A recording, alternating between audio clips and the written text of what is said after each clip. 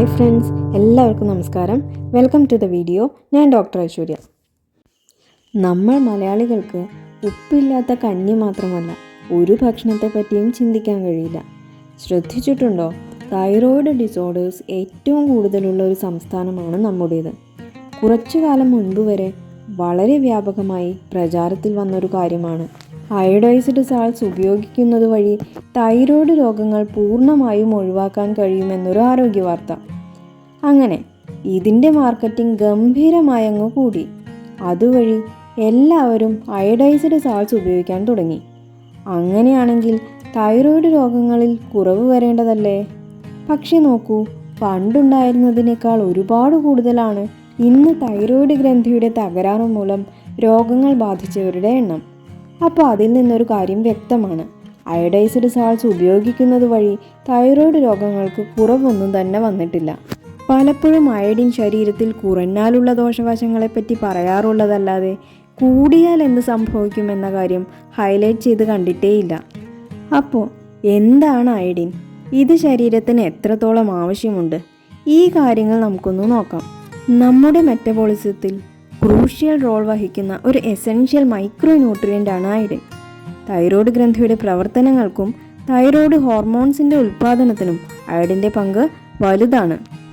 Iodine ശരീരത്തിൽ കുറഞ്ഞാൽ thyroid ഗ്രന്ഥിയെ നിയന്ത്രിക്കുന്ന പിറ്റ്യൂട്ടറി ഗ്രന്ഥി കൂടുതൽ പ്രവർത്തിച്ച് തൈറോയ്ഡ് ഗ്രന്ഥി വലുതാവാൻ കാരണമാകുന്നു. ഗോയിറ്റർ എന്ന അവസ്ഥ ഉണ്ടാക്കുന്നു. ഗർഭാവസ്ഥയിലുള്ള കുഞ്ഞിൻ്റെ ബ്രെയിൻ വളർച്ച തുടങ്ങി ശരീരത്തിൻ്റെ ഗ്രോത്ത് റെഗുലേറ്റ് ചെയ്യുന്നതും വിവിധ ആന്തരിക പ്രക്രിയകളെ നിയന്ത്രിക്കുന്നതുമായി നിരവധി ഫങ്ഷൻസ് അയഡിൻ ചെയ്യുന്നുണ്ട്. ഗർഭാവസ്ഥയിൽ കുഞ്ഞിനുണ്ടാകാവുന്ന ബ്രെയിൻ ഡാമേജിന് ഒരു ലീഡിംഗ് കോസായി അയഡിൻ ഡെഫിഷ്യൻസി കണ്ടെത്തിയിട്ടുമുണ്ട്. കൂടാതെ പ്രഗ്നൻസി പീരീഡിലുണ്ടാവുന്ന ഹൈപ്പോതൈറോയിഡിസം മൂലം കുഞ്ഞിൻ്റെ ന്യൂറോ ബിഹേവിയറൽ ഡെവലപ്മെൻറ്റിലും പ്രശ്നങ്ങൾ വരാം. രക്തത്തിലെ അയഡിൻ്റെ അളവ് 5 മുതൽ 10 മൈക്രോഗ്രാം വരെയാണ് വേണ്ടത്. ഈ ഒരു അളവ് മെയിൻറ്റെയിൻ ചെയ്യാൻ ദിവസവും 150 മുതൽ 200 മൈക്രോഗ്രാം വരെ അയഡിൻ ഇൻടേക്ക് ചെയ്യേണ്ടതുണ്ട്. ഇത് തന്നെ പ്രഗ്നൻസിയിൽ 200 മുതൽ 250 മൈക്രോഗ്രാം വരെയും ഫീഡിംഗ് മദേഴ്സിൽ 250 മുതൽ 290 മൈക്രോഗ്രാം വരെയും ആവശ്യമായി വരും. നാം കഴിക്കുന്ന പലതരം ഭക്ഷണങ്ങളിൽ അടങ്ങിയിട്ടുള്ളൊരു മൂലകമാണ് അയഡിൻ. അപ്പോൾ ശരീരത്തിന് ആവശ്യമായ അയഡിൻ പ്രധാനമായും ലഭിക്കുന്നത് കഴിക്കുന്ന ഭക്ഷണങ്ങളിലൂടെയും അത് പ്രധാനമായും മത്സ്യങ്ങൾ, ധാന്യങ്ങൾ, ഗ്രീൻ ലീഫി വെജിറ്റബിൾസ്, പാല്, ബീൻസ്, ചെറുപയർ, കടല, പിന്നെ കുടിക്കുന്ന വെള്ളം, ഇങ്ങനെയൊക്കെ തന്നെയാണ്.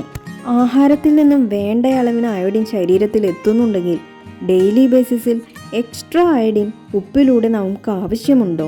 അയോഡിൻ ശരീരത്തിൽ അധികമായാൽ എന്തെങ്കിലും പ്രശ്നമുണ്ടോ? എന്താണ് അയോഡിൻ ടോക്സിസിറ്റി?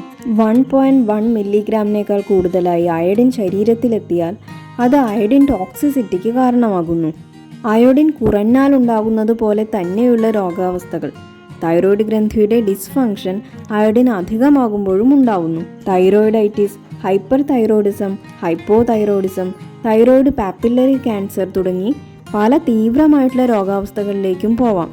അതുപോലെ തന്നെ ദഹന വ്യവസ്ഥയ്ക്ക് തകരാറ് വന്ന് ഗ്യാസ്ട്രോ ഇൻറ്റസ്റ്റൈനൽ അപ്സെറ്റ്, നോസിയ, ഛർദി, വയറിളക്കം പോലുള്ള മൈൽഡ് സിംറ്റംസിൽ തുടങ്ങി ഇവ പിന്നീട് ഡെലീറിയം, കൺഫ്യൂഷൻ, ലെതർജി അല്ലെങ്കിൽ ഉന്മേഷക്കുറവ്, ഷോക്ക് തുടങ്ങി വളരെ സിവിയർ ആയിട്ടുള്ള ലക്ഷണങ്ങളിലേക്കും പോവാം. ഇനി ഏതുപ്പാണ് ഉപയോഗിക്കാൻ ഏറ്റവും നല്ലത്? സാധാരണയായി നാം ഉപയോഗിക്കുന്ന പൊടിയുപ്പെല്ലാം തന്നെ ഉണ്ടാക്കുന്നത് കടൽ വെള്ളം പ്രോസസ്സ് ചെയ്തിട്ടാണ്. പ്യൂരിഫിക്കേഷൻ അധികമൊന്നും അവിടെ നടക്കുന്നില്ല. മാത്രമല്ല കടലിനകത്ത് അടിഞ്ഞുകൂടിയിട്ടുള്ള മാലിന്യങ്ങൾ മൈക്രോ പാർട്ടിക്കിൾസായി, പ്രധാനമായും മൈക്രോ പ്ലാസ്റ്റിക്കിൻ്റെ അംശം ഇതിനകത്ത് ധാരാളമായുണ്ട്. കൂടാതെ ഇപ്പോൾ കിട്ടുന്ന പൊടിയുപ്പിൽ പലതിലും കെമിക്കൽസ് യൂസ് ചെയ്ത് ബ്ലീച്ചിങ് പ്രോസസ്സ് വഴി കൂടുതൽ വെളുപ്പിക്കുന്നുമുണ്ട്. നിങ്ങൾ റോക്ക് സാൾട്ട് അഥവാ ഇന്ദുപ്പിനെ പറ്റി കേട്ടിട്ടുണ്ടാവും. താരതമ്യേന അല്പം കോസ്റ്റ്ലിയാണ്. ഇത് വർഷങ്ങളെടുത്ത് പാറയിൽ നിന്നും ഉണ്ടാവുന്നതാണ്. അതുകൊണ്ട് തന്നെ റോക്ക് സാൾട്ട് എന്നറിയപ്പെടുന്നു. നോർമൽ സാൾട്ട് എല്ലാവർക്കും അറിയാം, സോഡിയം ക്ലോറൈഡ് ആണ്. 1 ടീസ്പൂൺ നോർമൽ ടേബിൾ സാൾട്ടിനകത്ത് 2.3 ഗ്രാം സോഡിയമാണ് ഉള്ളതെങ്കിൽ അതേ അളവ് ഇന്ദുപ്പിനകത്ത് 1.9 ഗ്രാം സോഡിയമാണുള്ളത്. പിന്നെ ഇന്ദുപ്പിനകത്ത് ട്രേസ് മിനറൽസും ഇലക്ട്രോലൈറ്റ്സും ഉണ്ട്. Potassium, calcium, magnesium, iron, manganese തുടങ്ങിയ മിനറൽസ് അതുപോലെ ചെറിയ അളവിൽ മോളിബ്ഡിനം, സ്ട്രോണ്ടിയം തുടങ്ങിയ മറ്റു മൂലകങ്ങളും അടങ്ങിയിട്ടുണ്ട്. ടേബിൾ സാൾട്ടിനെയും അയഡൈസ്ഡ് സാൾട്ടിനെയും അപേക്ഷിച്ച് ഇതിനകത്ത് ഇംപ്യൂരിറ്റീസ് വളരെ കുറവായിരിക്കും. മറ്റു ഉപ്പുകളെപ്പോലെ കെമിക്കലി പ്രോസസ്ഡ് ആയിട്ടുമല്ല മാർക്കറ്റിലെത്തുന്നത്. അതുപോലെ ഡൈജസ്റ്റീവ് ഇഷ്യൂസിന്, ഗ്യാസ്ട്രിക് പ്രോബ്ലംസ് മാറ്റുന്നതിന്, BP, ബ്ലഡ് ഷുഗർ ഇവ റെഗുലേറ്റ് ചെയ്യാൻ, അപ്പറ്റൈറ്റ് ഇംപ്രൂവ് ചെയ്യാൻ, ബോഡിയുടെ pH ബാലൻസ് ചെയ്യാൻ, അതുവഴി നെഞ്ചെരിച്ചിൽ പോലുള്ള അസിഡിറ്റി പ്രോബ്ലംസിനെ കൺട്രോൾ ചെയ്യാൻ, ശ്വാസ സംബന്ധമായിട്ടുള്ള അസുഖങ്ങൾക്ക്, നമ്മുടെ ക്വാളിറ്റി ഓഫ് സ്ലീപ്പ് അഥവാ ഉറക്കത്തിന് ഇംപ്രൂവ് ചെയ്യിക്കാൻ, ഇങ്ങനെ ഒട്ടനവധി ഗുണങ്ങൾ ഇന്ദുപ്പ് ഉപയോഗിക്കുന്നത് വഴിയുണ്ട്. ചെറിയ അളവിൽ അയഡൈസ്ഡ് സാൾട്ട് ഉപയോഗിക്കാം. പക്ഷേ നോർമലി കൂടുതലായിട്ട് ഫുഡ്സിൽ ഇന്ദുപ്പ് ഉപയോഗിക്കുന്നത് ഒരുപാട് ആരോഗ്യ പ്രശ്നങ്ങളെ അകറ്റാനായിട്ട് സഹായിക്കും. So thank you for watching from doctor Aishwarya.